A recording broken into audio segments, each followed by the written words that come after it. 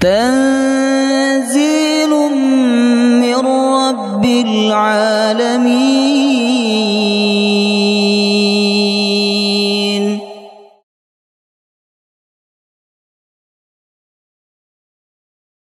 Bapak Ibu jamaah, ikhwan akhwat, hadirin hadirat rahimakumullah. Assalamualaikum warahmatullahi wabarakatuh.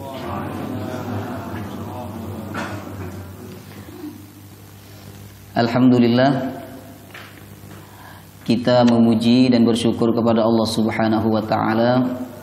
Malam hari ini Allah kembali memilih kita untuk berkumpul dalam satu majelis yang sangat istimewa, majelis yang sangat mulia, yakni majelis Al-Quran. Majelis ini jika kita ikuti dengan istiqamah, sungguh-sungguh, serius, khusyuk, membaca dan memahami Al-Quran dengan baik dan benar, insya Allah fungsi-fungsi Al-Quran yang sebagai petunjuk, sebagai cahaya, sebagai penawar atau obat, itu akan benar-benar tiba dalam hati kita. Sebagaimana firman Allah, ya ayyuhan nas qad ja'atkum mau'izatum min rabbikum wa shifaa'un lima fis sudur wa hudaw wa rahmatul lil mu'minin. Wahai manusia, telah datang kepada kalian mau'izatum min rabbikum, nasihat dari Tuhan kalian, wa shifaa'un lima fis sudur, obat bagi penyakit hati, wa hudan dan petunjuk, wa rahmatun dan rahmat lil mu'minin bagi orang-orang beriman. Maka kita memohon kepada Allah semoga fungsi-fungsi Al-Quran itu bisa kita dapatkan malam hari ini. Amin ya rabbal alamin. Bapak Ibu jamaah rahimakumullah, pertemuan pekan lalu kita belum menyelesaikan perumpamaan tentang orang-orang munafik. Karena perumpamaan tentang orang-orang munafik ini Allah mulai dari ayat 17 sampai ayat 20. Kemarin kita mengakhiri sampai ayat yang ke-18. Malam hari ini kita akan mempelajari perumpamaan kedua tentang orang-orang munafik, yakni ayat 19 sampai ayat 20 insyaallah. Sebelum kita pahami maknanya, mari kita sama-sama tahsin bacaannya.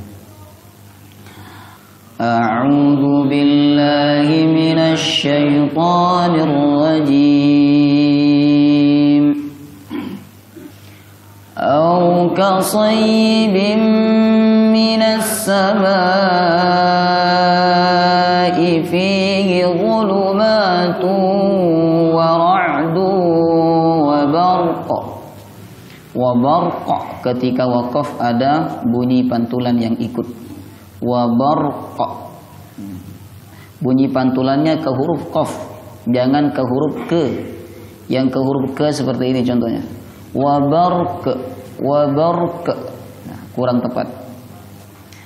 Au kasayyibin minas samaa'i fihi dhulumatun wa ra'dun wa barqa yaj'aluna asabi'ahum fi adhanihim minas sawa'iqi hadaral maut. Yaj'alun, jim ini termasuk huruf qalqalah dan punya sifat syiddah, suara dan nafas tertahan saat pengucapannya. Hurufnya ajada qattun bakat, ajada qattun, ajada alif jim dal, qattun qaf ta, bakat ba kaf ta. Jadi cara pengucapan huruf jim, nafas dan suara tertahan. Yaj'alun, yaj'alun, jangan dibaca yaj. Nah, karena terbiasa dengan bahasa Inggris mungkin much, akhirnya dibaca yaj ya. Tidak tepat kalau ada nafas yang mengalir atau suara yang mengalir, ya, karena jim ini termasuk huruf syiddah. yaj'aluna asabi'ahum fi adhanihim minas sawa'iqi hadaral maut wallahu muhitum bil kafirin. Nun ini termasuk huruf tawassut. Huruf tawassut ada 5. Lam, nun, ain, mim, ra. Terkumpul dalam lafaz lin Umar. Lin Umar. Nah, huruf-huruf itu kalau sukun tidak ditahan suaranya dan juga tidak dilepas. Pertengahan. Contohnya seperti ini. Wallahu muhitum bil kafirin.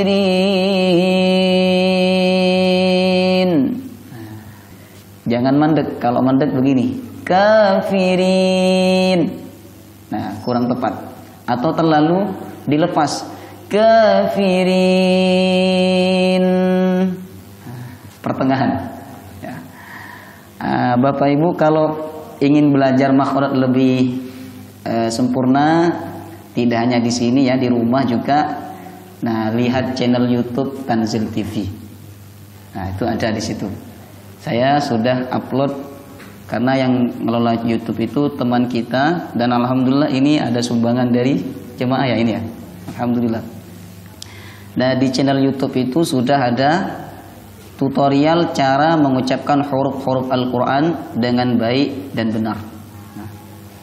Yakadul barqu yakhtafu absarahum.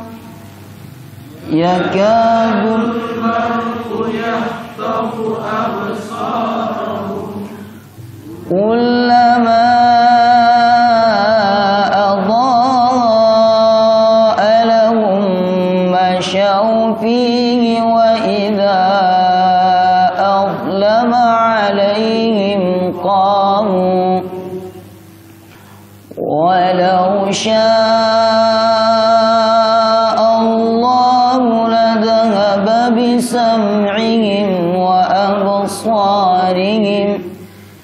Innallaha ala kulli syai'in qadir. Au kasayyibin. Atau perumpamaan yang kedua dari orang-orang munafik itu seperti sayyibin, seseorang yang ditimpa hujan lebat. Sayyib itu artinya hujan lebat. Sebagaimana doa Nabi, Allahumma sayyiban nafi'ah. Ketika ada hujan turun, kita disunahkan membaca doa tersebut. Allahumma sayyiban, ya Allah turunkan hujan lebat, nafi'ah yang bermanfaat. Au kasayyibin, atau orang-orang munafik itu perumpamaannya seperti orang yang tertimpa hujan lebat. Minas samai, yang turun dari langit. Fihi dhulumat, dalam hujan lebat itu diiringi kegelapan. Wa ra'dun, suara gemuruh. Wa barqun, dan kilat. Yaj'aluna asabi'ahum fi adhanihim minas sawa'iqi hadaral maut, yang membuat mereka harus menutup telinga mereka dengan jari-jari mereka. Minas sawa'iqi, dari suara-suara itu, hadaral maut, karena takut mati. Wallahu, padahal Allah, muhitun, itu selalu mengepung, meliputi, bil kafirin, orang-orang kafir. Yakadul barqu yakhtafu absarahum, hampir-hampir saja kilat itu menyambar penglihatan mereka. Kullama adha'a lahum, setiap kali kilat itu menerangi mereka, masyaw fih, mereka berjalan di bawahnya. Wa idza azlama 'alaihim, dan apabila kegelapan menimpa mereka, qamu, mereka berhenti, berdiri, tidak lagi berjalan. Walau syaa Allah, dan jika Allah berkehendak, la dhahaba bisam'ihim wa absarihim, niscaya Allah menghilangkan pendengaran dan penglihatan mereka. Karena Allah, innallaha ala kulli syai'in qadir, maha kuasa atas segala sesuatu. Sampai sini sudah paham? Perumpamaan ini kira-kira sudah paham? Sudah ada gambaran Bapak Ibu? Masih belum ya? Itulah sebabnya Allah mengatakan wa tilkal amtsalu nadribuha linnas wa ma ya'qiluha illal alimun. Itulah perumpamaan-perumpamaan yang kami berikan kepada manusia dalam Al-Qur'an, dan tidak ada yang bisa paham kecuali orang-orang alim, ya. Ketika Allah menjelaskan tentang orang-orang beriman di ayat 1 sampai 5, Allah sama sekali tidak menggunakan perumpamaan. Ketika Allah menjelaskan tentang orang-orang kafir ayat 6 sampai 7, Allah juga tidak menampilkan perumpamaan atau ilustrasi. Tapi ketika Allah menjelaskan tentang orang-orang munafik, cukup panjang Allah menjelaskannya dari ayat 8 sampai 16. Kemudian setelah itu Allah tutup dengan perumpamaan-perumpamaan indah tentang orang munafik.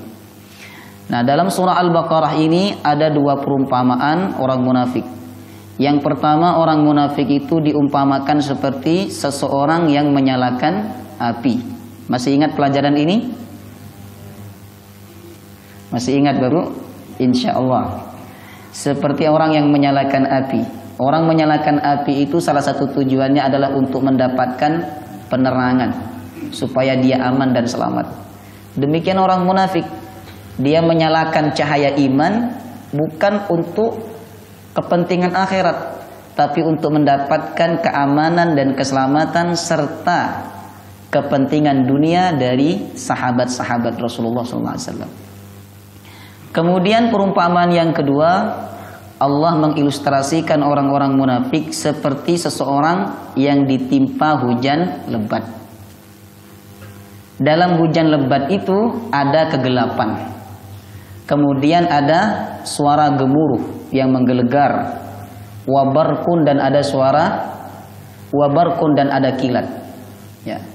Jadi dalam perumpamaan yang kedua ini ada 4 benda yang dibuat perumpamaan oleh Allah. Yang pertama apa? Hujan. Yang kedua, kegelapan. Yang ketiga, suara gemuruh yang menggelegar. Yang keempat, kilat. Baik. Setelah kita nanti memahami perumpamaan ini, baru kita akan tarik pelajaran yang bisa kita ambil dari perumpamaan ayat 19 sampai ayat 20. Saya mohon izin untuk mencatat. Menurut Imam Thahir Ibnu Ashur dalam kitab tafsirnya At-Tahrir wa Tanwir, At-Tahrir wa Tanwir, beliau menyebutkan tentang maksud dari 4 benda yang dibuat perumpamaan dalam ayat ini. Yang pertama apa tadi? Hujan. Hujan ini negatif atau positif? Positif ya, karena hujan itu menyegarkan, menumbuhkan tanaman ya, membuat sesuatu yang gersang menjadi subur. Kemudian yang kedua, kegelapan. Yang ketiga, gemuruh. Apa bahasa Jawanya, Pak?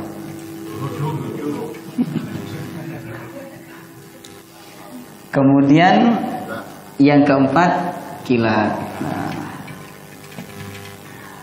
Nah, sekarang kita petakan apa yang dimaksud dengan hujan. Hujan itu gambaran Al-Quran. Ini ilustrasi Al-Quran. Nanti kita akan bahas lebih dalam lagi kenapa Al-Quran itu Allah ilustrasikan seperti hujan. Kemudian kegelapan itu ya, perasaan yang meliputi dan dialami oleh orang munafik ya. Perasaan yang meliputi orang munafik. Nah, gemuruh suara yang menakutkan ya, Ini ayat-ayat Quran yang berisi kritikan dan ancaman kepada orang munafik. Apa tadi? Kritikan.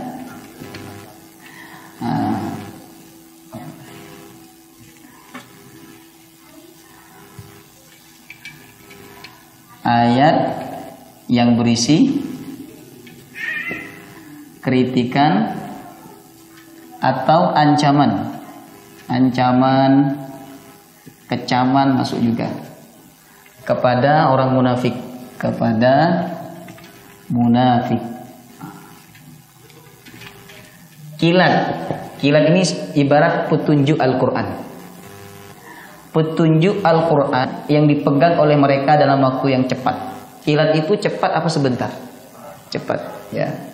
Petunjuk Al-Quran yang dipegang oleh mereka dalam waktu yang singkat, sangat singkat.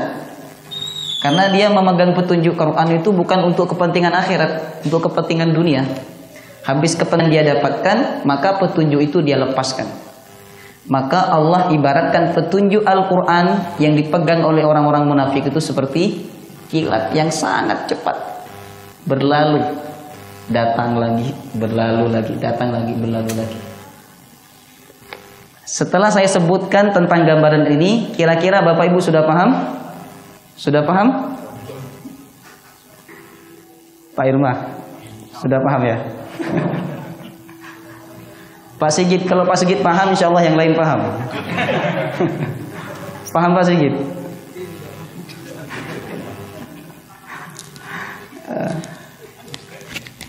Baik. Yang pertama, hujan lebat itu gambaran daripada Al-Quran. Nah, sebenarnya Allah ingin menggambarkan bagaimana sikap orang-orang munafik itu ketika berada di majelis Nabi. Karena mereka sering ikut di majelisnya Rasulullah. Namanya orang ingin dikatakan Muslim, Islam, mukmin, maka harus ikut di majelis Nabi. Mereka ikut. Nah, ketika Nabi menyampaikan ayat-ayat Al-Quran, ayat Al-Quran itu ibarat seperti hujan. Kemudian mereka merasa bersalah. Mereka merasa bahwa kehidupan mereka gelap, ya. Maka kegelapan itu adalah perasaan yang meliputi orang munafik. Dalam ayat-ayat Al-Quran itu yang disampaikan oleh Rasulullah ada kritikan, ada kecaman, ancaman, dan ayat-ayat yang membuka kedok orang munafik. Maka itu tentu membuat mereka tersinggung, ya kan, membuat mereka takut. Maka ayat-ayat itu diibaratkan seperti gemuruh. Baik, paham? Kemudian yang keempat, ya, ada ayat-ayat yang tidak membuat mereka takut, justru membuat mereka senang. Misal ayat-ayat tentang harta ghanimah, ya, harta rampasan, itu membuat mereka senang. Nah, tapi mereka mengambil petunjuk ayat-ayat itu bukan untuk kepentingan di akhirat, tapi untuk kepentingan di dunia. Senang mereka kalau ketemu ayat-ayat dunia itu. Maka petunjuk yang diambil oleh mereka dari Al-Quran itu diibaratkan seperti kilat. Mereka memegang petunjuk itu dalam waktu yang sangat singkat. Setelah itu dia lepaskan. Sampai sini paham ya? Nah, kalau sudah paham, sudah ya. Sudah selesai. Kita tutup. Baik. Maka di ayat yang ke-20 Allah berfirman, yakadul barqu yakhtafu absarahum. Kita mulai dari ayat yang 19 tadi. Setelah Allah menyebutkan hujan, kegelapan, gemuruh, kilat, Allah berfirman, yaj'aluna asabi'ahum. Mereka menutup telinga-telinga mereka dengan jari jemari mereka. Minas sawaiki, karena takut suara-suara yang gemuruh itu, hadarul maut, karena takut mati. Apa yang dimaksud dengan menutup telinga karena takut suara itu? Jadi begini Bapak Ibu, ketika Rasulullah membacakan ayat-ayat kecaman, ayat-ayat kritikan, ayat-ayat yang membuka kedoknya orang munafik, mereka menutup telinga, nggak mau dengerin. Tapi ketika mereka dibacakan ayat-ayat yang sesuai dengan hawa nafsu mereka, mereka membuka tangannya, mereka membuka telinganya. Paham sampai sini?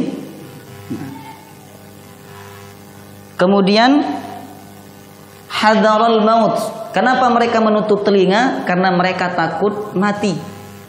Sebab mereka ini sadar kalau saya mati, saya akan disiksa oleh Allah. Sebab saya sadar bahwa perbuatan saya ini tidak baik. Cuman kesadaran itu dikalahkan oleh hawa nafsu dunianya. Itulah yang dimaksud dengan hadaral maut. Padahal kata Allah, wallahu muhitun bil kafirin. Allah itu selalu mengepung orang-orang kafir. Dia pengen mati atau tidak, tetap mati. Karena kematian itu sifatnya pasti yang akan menemui seluruh manusia. Dia takut mati atau tidak, dia tetap mati. Yakadul barqu yakhtafu absarahum. Hampir-hampir saja kilat itu menyambar mereka. Kilat menyambar mereka. Yang bisa menyambar itu petir apa kilat? Petir. Baik. Apa yang dimaksud hampir-hampir kilat itu menyambar mereka? Hampir-hampir hidayah Al-Quran itu masuk dalam hati mereka.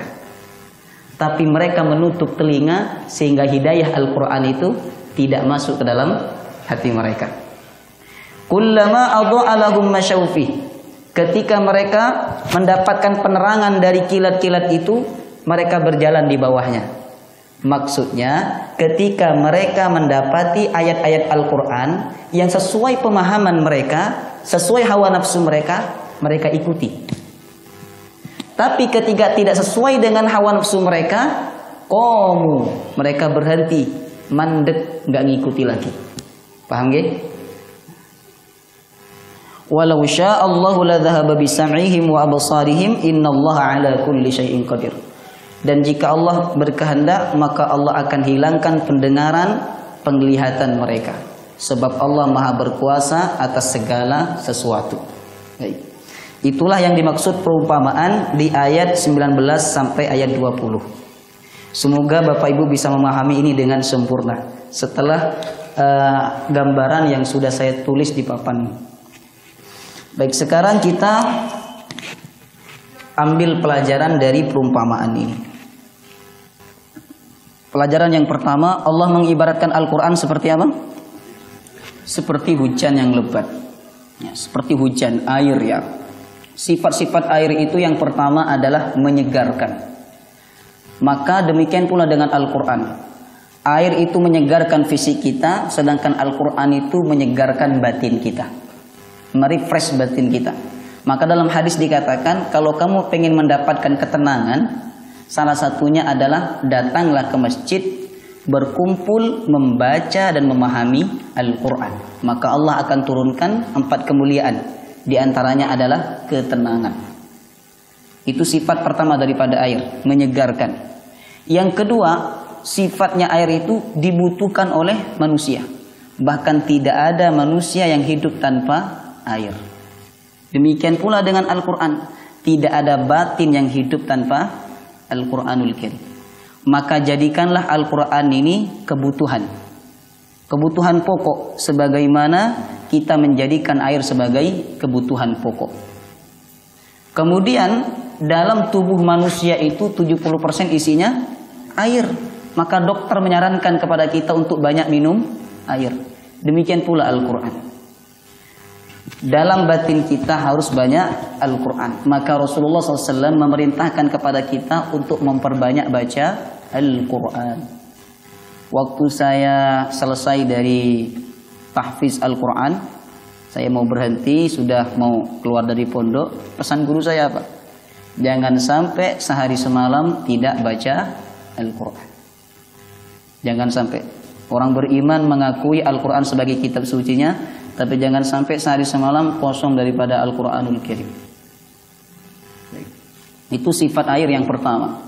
Kemudian sifat air yang berikutnya adalah bahwa air ini turun ke tempat yang rendah. Dia akan mengalir kepada tempat yang rendah.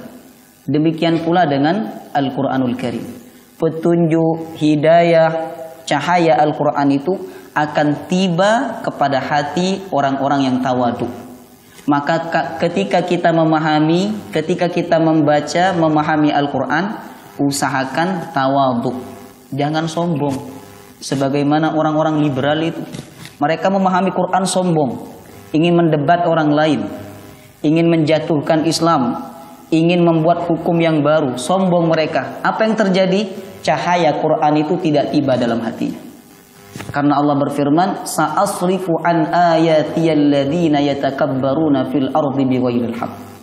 Kami akan palingkan ayat-ayatku, kata Allah, dari orang-orang yang sombong di muka bumi ini. Maka tidak ada orang yang mendapatkan cahaya Quran, tidak ada orang yang mendapatkan petunjuk Al-Quran jika dia membaca dan memahaminya dengan kesombongan. Maka Allah ibaratkan dengan air. Air itu akan selalu mengalir, akan turun kepada tempat-tempat yang rendah. Baik.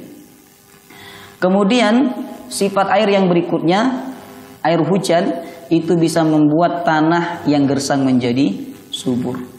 Demikian pula dengan Al-Quran. Ketika cahaya dan petunjuk Quran itu sudah tiba dalam hati manusia, sekeras apapun hati itu pasti akan berubah menjadi hati yang lembut. Sebagaimana sahabat Umar bin Khattab. Waktu zaman jahiliyah, keras banget sama Islam. Dia memusuhi Islam. Bahkan dia rela berperang untuk melawan Islam. Tapi ketika cahaya Quran itu tiba dalam hatinya, melalui ayat Taha ma anzalna alaikal Qur'ana litashqa, tiba dalam hatinya, maka hati Umar bin Khattab berubah menjadi lembut, penuh cahaya Quran, penuh cahaya iman, yang kemudian dia datang kepada Rasulullah untuk mengikrarkan dirinya membaca kalimat asyhadu an la ilaha illallah wa annaka rasulullah. Baik. Kemudian sifat air yang berikutnya adalah bahwa air itu tidak diam di satu tempat. Dia akan terus mengalir, ya. Dia akan terus mengalir sepanjang masa, dia akan terus mengalir. Demikian pula dengan petunjuk Al-Qur'an. Petunjuk Al-Quran ini akan terus mengalir kepada seluruh penjuru dunia. Dulu sumbernya di mana? Di Mekkah sama Madinah. Tapi lihat sekarang, cahaya itu sampai kepada kita. Jauh jarak kita dengan Mekkah dan Madinah, tapi cahaya itu sampai kepada kita. Karena memang Allah Subhanahu wa Ta'ala akan membuat Al-Quran ini petunjuknya terus mengalir. Setiap saat akan terus banyak orang-orang yang beriman kepada Allah Subhanahu wa Ta'ala. Itulah kenapa Allah menggambarkan Al-Quran dengan hujan, dengan air. Baik. Kemudian pelajaran yang berikutnya adalah jangan menutup diri untuk menerima kritikan dari orang lain. Jangan seperti orang-orang munafik. Ketika dikritik oleh Al-Quran, mereka menutup telinga. Kata Allah, yaj'aluna asabi'ahum. Mereka menutup telinga-telinga mereka, asabi'ahum, dengan jari jemari. Orang tuh kalau nutup telinga dengan satu jari atau banyak jari? Kalau nutup telinga ya, bukan begini. Nutup telinga dengan jari itu dia gunakan satu atau banyak? Satu, begini biasanya. Ya. Tapi dalam ayat ini Allah menyebutkan jari-jari. Padahal yang digunakan hanya satu. Kenapa Allah menyebutkan banyak? Karena Allah ingin menggambarkan betapa orang munafik itu sangat enggan, sangat tidak mau untuk menerima kritikan.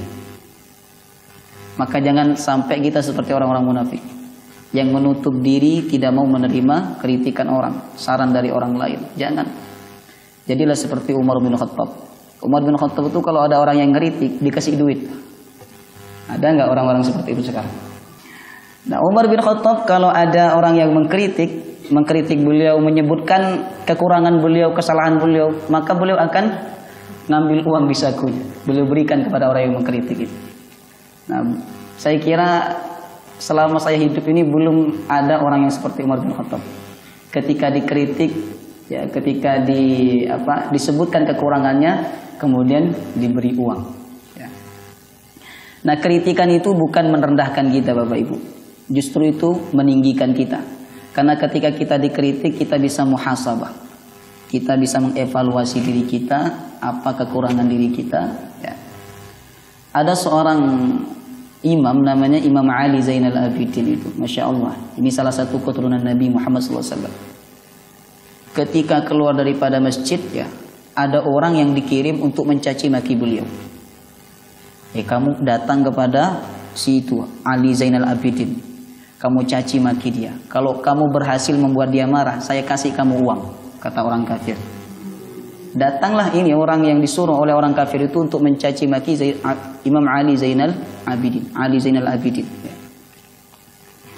Dicaci maki, kamu orang yang pendosa, kamu orang yang fasik, antal fajir, antal kadzab, dan seterusnya. Ali Zainal Abidin diam. Kemudian Imam Ali Zainal Abidin berkata, apakah ada lagi yang ingin kamu ucapkan kepada saya? Kemudian laki-laki itu berkata, tidak ada lagi. Apa kata beliau? Ma qulta fiyya. Apa yang kamu ucapkan itu ada pada saya. Subhanallah ya. Jadi ulama itu tidak mau mengakui kesolehannya, justru mereka mengakui keburukannya, mengakui dosa-dosanya. Jadi kalau ada orang mengkritik kita, bersyukurlah, karena melalui itu Allah tampakkan keburukan kita. Kemudian pelajaran yang ketiga, Allah mengancam hambanya, termasuk Allah mengancam orang-orang munafik. Itu bukan berarti Allah kejam, boten. Justru Allah sayang. Kata Allah dalam Quran di ayat 11, apa fi qulubihim maradun fazadahumullahu marada wa lahum adzabun alimun bima kanu yakdzibun. Bagi orang-orang munafik itu azab yang pedih sebab mereka suka berbohong. Diancam oleh Allah. Itu bukan Allah kejam, boten. Justru Allah sayang. Mungkin dengan diancam itu dia mau sadar. Ibarat seorang anak yang gak mau minum obat, diancam oleh ayahnya. Kalau kamu gak minum obat, tak pukul kamu. Itu ayahnya sayang apa kejam? Sayang, supaya dia sembuh. Nah, Allah mengancam orang-orang munafik ini supaya mereka sadar bahwa apa yang dilakukan oleh mereka itu tidak benar, salah, dibenci oleh Allah, dimurkai oleh Allah Subhanahu wa taala. Tapi ketika mereka diancam, ya, ketika mereka dikecam, justru mereka menutup telinga, tidak mau mendengarkan kecaman itu. Kata Allah, yaj'aluna asabi'ahum fi adhanihim minas sawa'iqi hadaral maut. Kemudian pelajaran yang keempat, jangan takut mati.